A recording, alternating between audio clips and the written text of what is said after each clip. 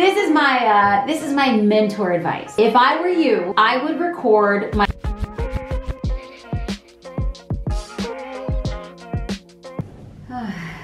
So right before these calls, I woke up with a lot of intention today, and my intention was I wanted abundance. I try to pick a word each day. Yesterday it was fun. Today is abundance, and I just tried to look for ways that I can be abundant. And I said, I just don't want abundance in finances, although if that comes, okay. I wanted abundance of health and presence. I wanted abundance of joy. I wanted abundance of being solidified. And today I went and I booked myself a co-working space for 3 hours. I worked for a solid 3 hours. This morning I had a workout. I made breakfast for my daughter. I went and worked for 3 hours. I came back for a lunch break. It was during this time that my sister, who's an art teacher, was teaching my nephew, her son, and Luna an art class. Got to experience that. Now I'm going into 3 hours of another work sprint before I take a 30-minute break, finish out the day with 1 hour finishing those final edits on my new website. And I feel like overall it'll be a very abundant day. We are gearing up for challenge number 3, which is focusing on your web presence. This is my jam. I love websites. I think that a website is a handshake. This is how you're going to build trust online, and this is your space that is not attached to social media. I love marketing and I love the platforms that has been given to us and provided, but your website, that's your own. Your website is the truest, true you. Now, if I ask you, can you show me your website? And your first thing to say is, oh, it needs to be updated. Or can I see your website? Oh, it's been a while. Then I want you to look at this challenge as made exactly for you. This is your opportunity to take a good, hard, cold look at what your online presence says about you. And if you're not exactly liking all of it, we're about to make some changes. We'll dive into that right about now. We could talk about anything else that would be valuable to you as a business owner. So I'm here. I've done kind of one past the website. It was 3 weeks ago. It was right after, because I had misunderstood and like raced to do it right away. So this is our loyalty program, which is like a very big piece of our business because 85% of customers are members of our loyalty program. I know it's just a design thing, but I'm always looking, okay, so frequent filler program. Here you have a lot of negative space, which is what we call like web real estate. I would look at, see how it says refill, reward, redeem? Yeah. I would move these 3 circles up. I would remove this here. I would move the 3 circles up on the website. And then I would put the word refill down here, just the word refill. Fill up your basket, reward. And then below it's easy. And then redeem would go under the 3rd one. So now what we've done is visually anchored all 3 of them. Like that. Yep. Done. Easy. That's good. And everything else is great. It's just personal preference. Like the sticky thing, the sticky header for me, it's just a preference. Yeah. But all of these here don't necessarily get somebody closer to the sale. In fact, they're distracting away from, now hold on. Where are you going to put the give again? Okay. Is this possible to put this bar, these links at the bottom? Because you can even put them like down here. Yeah. Before you get into, because these are all good and they're great, but they take up so much real estate on the front end. I want to know, like, I really, really want to know, how can we get this closer to the top? If you remove these and then you move these 2 buttons up higher, and then you move these down the side, 1, 2, 3, 4, that means that this white area becomes thinner. Then what I would do is this is like a parallax feature. See that sliding photo? I would see if I would be able to make that parallax element smaller. I can fix it. I mean, I'm pretty crafty. I'll figure out how to put that in Canva. And it's doable, but bless your heart, girl. I'm gonna make you an espresso tonight. Okay, I like this. This page, you're going to update it with different, not just photos. Yeah, I'm saying maybe, I mean, there's so much video content now. Maybe it'd be fun to have it. I hell yes. Like, yes, 1,000%. Yeah. 1,000%. It's so much more dynamic and it gives so much of like a real perspective of what the store is. 100%. Right. And here, I think that this is really cute, but I would question nothing of it is clickable. Yeah. So it's visually beautiful, but is it functional? And here's the thing. I actually do not have a dog in that fight. Some people, it really is form overfunction. I think though, at the end of the day, as a businesswoman, I'm like 51 function, 49 form. Yeah. So I look at this and I'm like, this is beautiful, but like, what does it do? Right. No, I think all that's super valid.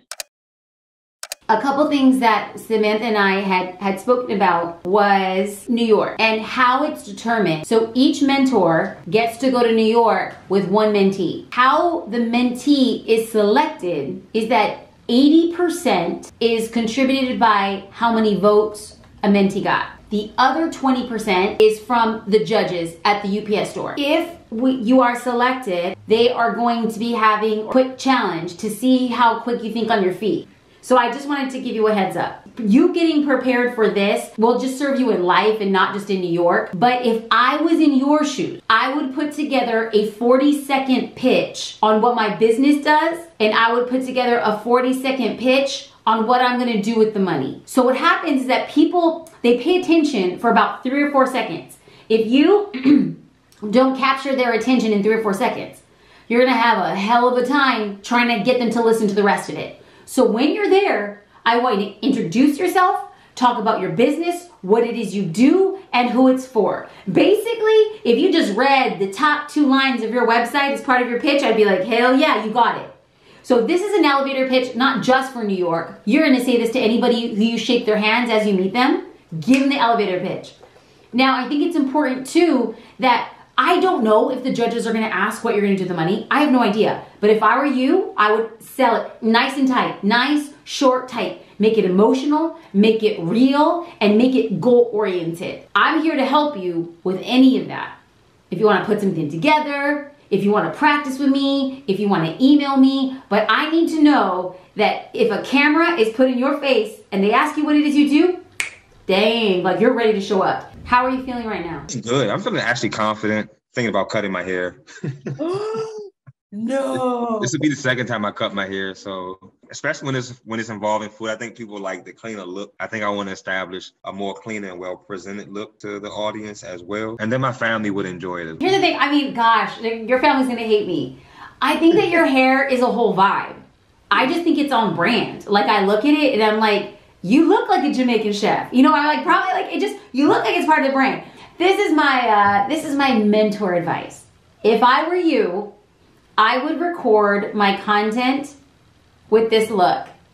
And that like when you get to New York and you show up with like a good haircut, people are like, oh my God, what happened? And you're like the challenge. You know, you kind of make it like a debut. You're like, make it a thing. Everything's marketing, you know? Like, let's make it a thing. So anyway, I know your family would love your hair short, but I dig it how it is. But anyway, it's neither here nor there. I would be fully in support of it. I think it'd be cool. But if you do cut it, you have to make it a piece of content. Oh yeah, you're right.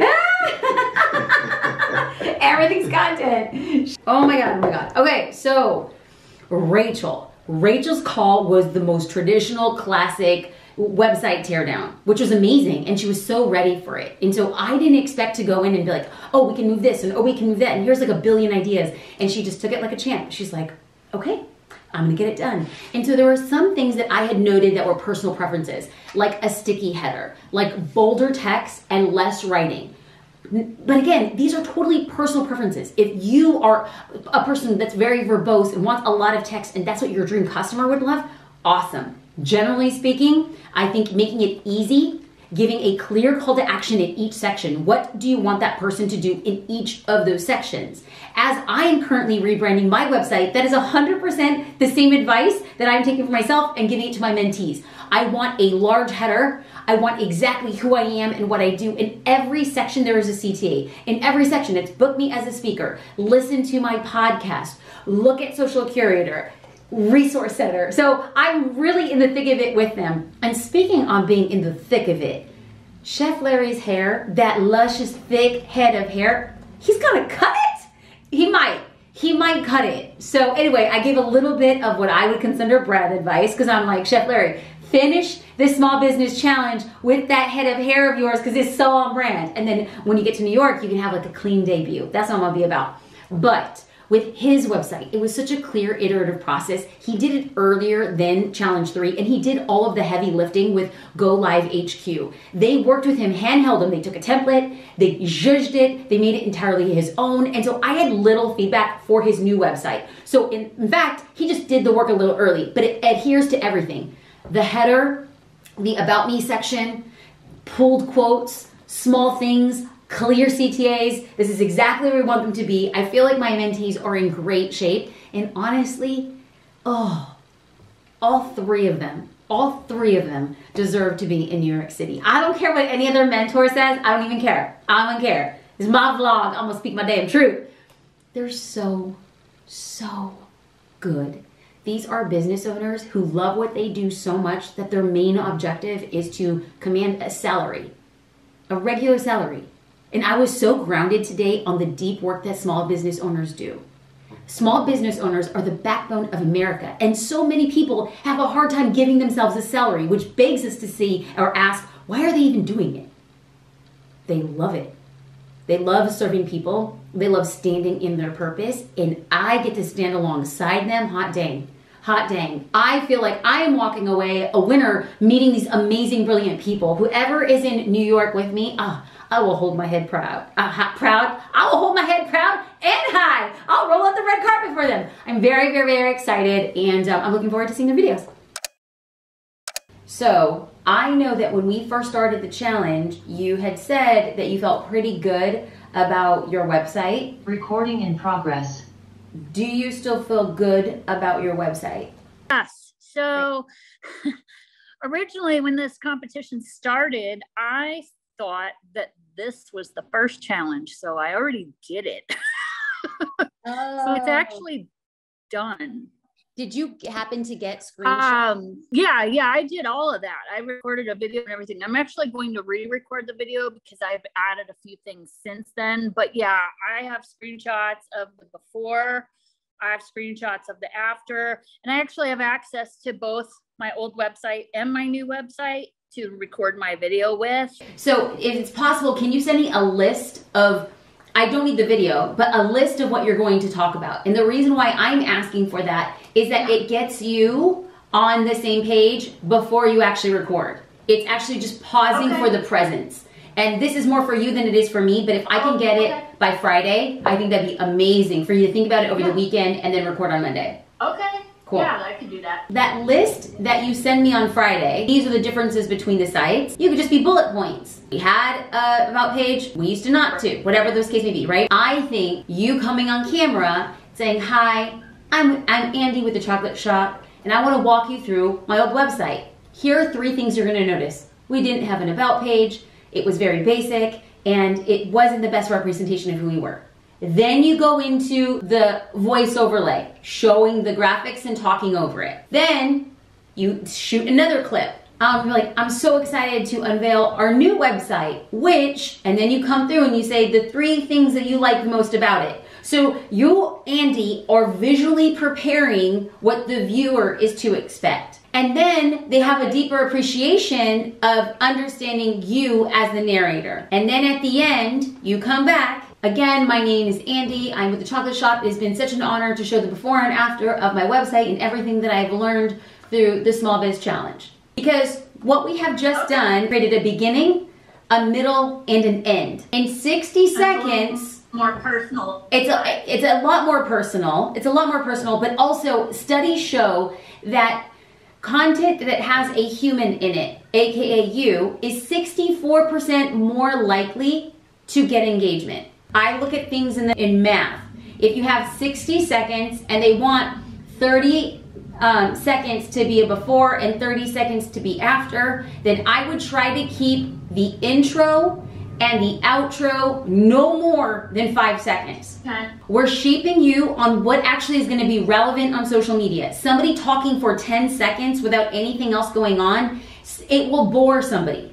And so what we want to make sure is the 5 seconds you come in and you're gonna have to nail it. Got off the call with Andy and the biggest takeaways was, number 1, she's an overachiever because she already worked on her website. Number 2 was the idea that As you're creating content, one of the things that she discovered was the biggest absence on her website was not having an About Me or an About Us section. So it's my favorite spot to go to on any small business owner's website. So if you don't have an About Me section, take the time to create it, because it gives another person at least one reason to choose your business over someone else's. The second thing we focused on is when you're creating content, it's always nice to have a beginning, middle, and an end. If you want to create a TikTok, a reel, or even go live on Facebook, be sure to think about, what do I want to say at the beginning? What do I want to say at the end? And what do I want to say somewhere in the middle? Those 3 points always help so much as you're creating content online. So now here's a recap for what I would love for you to focus on as you're doing this challenge with us. 4 simple things that you could deep dive on your website, starting with number 1.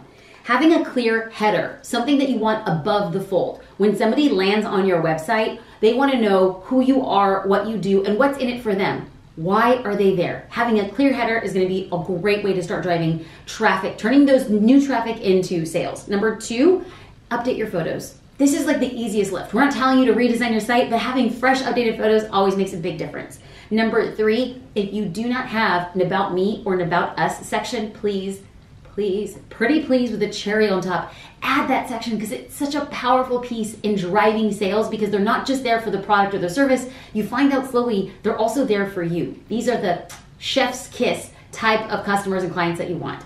And number 4, having a very clear CTA, a call to action. What do you want them to do in each of those particular sessions?